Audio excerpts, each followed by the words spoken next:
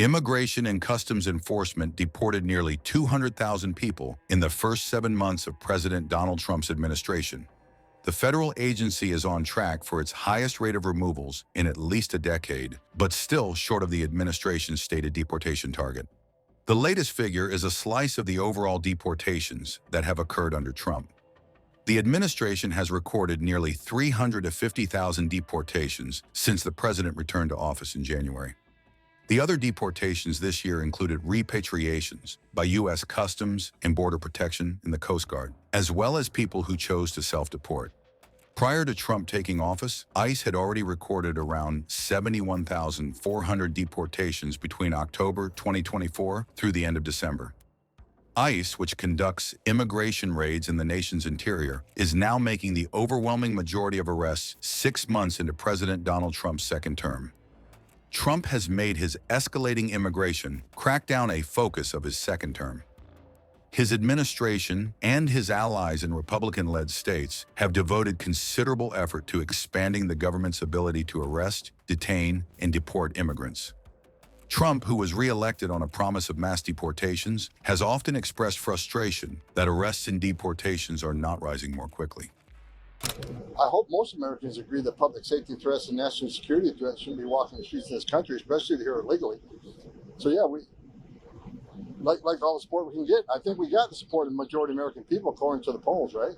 So Stephen Miller told ICE officials that they need to be arresting 3,000 people a day. How soon do you expect that can actually happen? Is that enough? Look, I've said from day one, you guys ask me this question a lot of times. Am I happy with the removal numbers? Am I happy with the arrest numbers? And I've been fairly good. The numbers are better than Biden, but they're not good enough. I said I'm not satisfied with the numbers, so we need to increase. I mean, you look at the recent numbers, we've got like 600,000 illegal aliens walking the streets of this country with criminal convictions or pending criminal charges.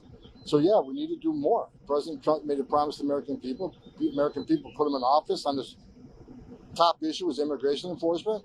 So yeah, I have not been satisfied with the numbers. Kristi Noem, Steve Miller, myself, we all want more numbers. So we've increased the teams a lot. We're increased targeting a lot. So we expect a fast increase in number of arrests every day. DHS says that assaults on ICE officers are up over 400%. Does that track with what you see? Can you speak to that? Yeah, the assaults on ICE officers are high. The doxing of ICE officers are at an all-time high.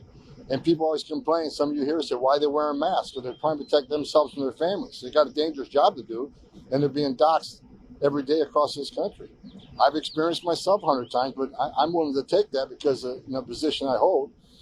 And, we're not running a popularity contest. We're trying to enforce the laws enacted by Congress, doing it in a smart, effective way.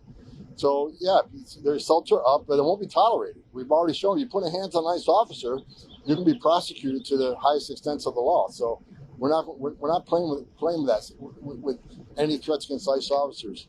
Doxing, we're going to look at doxing. We're going to take action on that also. Anything else? What kind of numbers do you have for self-deportations? The last time I saw was right around 8,500 as far as the CBP home app. There's thousands of deportations where they're not going through the app, they're just leaving. Intelligence reports showing traffic going south, not only through Mexico, but even the Darien Gap. So there's a lot of self-deportation. I hope they take advantage of it because, they can leave on their own terms, get their affairs together, or we can go find them and formally deport them, which is going to set a bar against them coming back to the country under a legal program. So they should self-deport, give themselves an opportunity, maybe in the future, to come back as a visitor or a tourist, or maybe they have a U.S. citizen child that can petition for them. Well, if we have to formally go through the process of seeking them out and formally deporting them, there's a statutory bar placed against them from ever coming back to the country. Do you expect those numbers to be higher given the policy? I think that as they see the ICE arrests in the interior increase, which is you're going to see a vast increase in arrests, I think they're going to realize we can do this under ICE control. We can arrest you at a place and remove you, or you can take it upon yourself to work with ICE, get your arrangements in order, whether it's your home, your belongings, your family, and leave on your own. We'll give you a plane flight. We'll give you some money, Or we just go through the ICE process. I think the more they see ICE out there in the streets arresting people and holding them accountable, the more they'll take advantage of doing the right thing. And one more question. Which countries of the crossings that are still happening, where are these migrants mostly coming from? Is it still Central America, or are we seeing... Right now, it's a lot of Mexican nationals. Part of Elon Musk's team was finding thousands of people using the same social security number. Is there no way to stop the flow to them so they'll self-report? I can't hear the question. Part of Elon Musk's team found that thousands of people were using the same social security number. So one of the main reasons they're able to work is they're using false social security numbers. Is there no way to stop the money flow to cause them, if they don't have a job, to anyone else? We're all over that.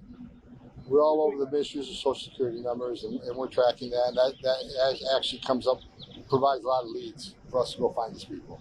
Mr. Holler, what's the reason why ICE is apparently targeting Martha's Vineyard and Nantucket? Can you give assurances that that is not from the Say that again? Apparently there's been a lot of ICE activity yesterday in Nantucket and Martha's Vineyard. Can you confirm that? And is that being done for any political reason? No. Martha's Vineyard isn't off the table. It's part of the country. We're doing immigration actions throughout the country. We're not saying we're going to favor one area over another. We're all over the country, in every neighborhood, in every city. And you're going to see an expansion of that. Like I just said, we're going to increase the teams greatly. So you're going to see more teams on the streets you've never seen before. You're going to see more worksite enforcement than you've ever seen in the history of this nation. You got sanctuary cities. How I said, we're going to flood the zone. If we can't arrest a bad guy in the jail, one agent arrests a bad guy in the jail in the safety and security of the jail, which is safer for the officer, safer for the alien, and safer for the community, okay, you're going to force him in the community to find him. If we can't find him in the community, we're going to find him at the work site.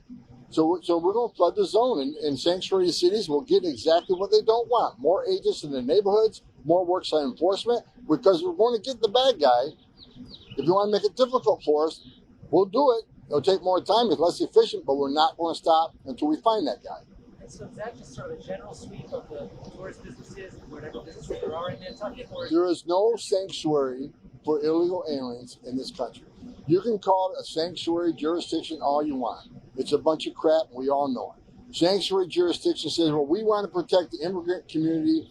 We want them, the victims and witnesses of crime, to be able to come to police, report a crime without fear that we're working with ICE. That is a bunch of garbage. Because victims and witnesses of crime don't want the bad guy in their neighborhood either.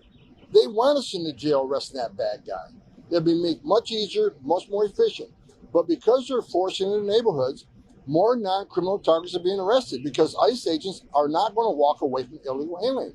You force us to go find a bad guy, many times you're with others. At a work site, go look for the bad guy, there's 10 more illegal aliens there, they're coming too. So I don't want to hear sanctuary cities complaining, well, look at all these collateral arrests and non-criminal targets you're arresting. You forced me in that position? So we're going to force law. Unlike the last administration, Secretary Mayorkas told ICE, you can't enforce immigration law. If they're not convicted of a serious crime, you can't arrest them for just being here illegally. That sent a message to the entire world. You can enter this country illegally, which is a crime, but as long as you never get convicted of a serious crime, you're free. No one's looking for you. Game's changed. We got the greatest president in history of this nation sitting in the Oval Office who's going to enforce immigration law and keep his promise to American people to make this country safe again.